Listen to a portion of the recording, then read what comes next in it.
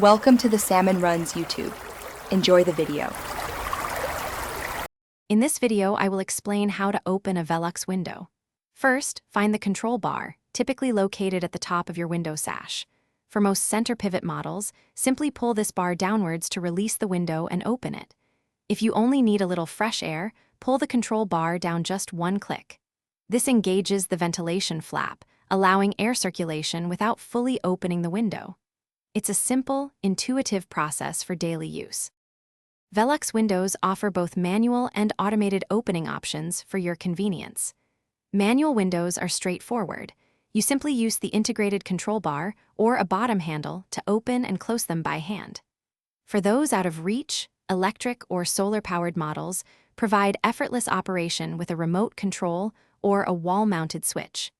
These modern systems often feature smart capabilities, with some even incorporating rain sensors that automatically close your window at the first sign of precipitation, ensuring your home stays dry. Maintaining your Velux window is easy, especially with its dedicated cleaning position. To clean the exterior glass, rotate the window sash a full 180 degrees. Once fully inverted, slide the barrel bolts into the holes on the side frame to securely lock the window in place.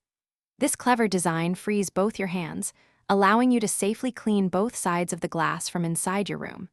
Use a soft cloth and a mild, non-abrasive cleaner for best results.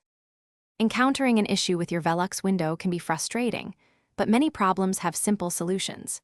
If your window won't open, first check if it's locked.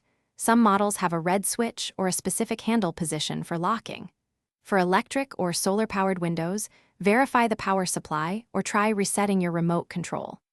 Additionally, lubricating the hinges and seals once a year with a silicone-based spray can prevent sticking and ensure smooth, effortless operation for many years to come. Thanks for watching. Consider subscribing if we helped you.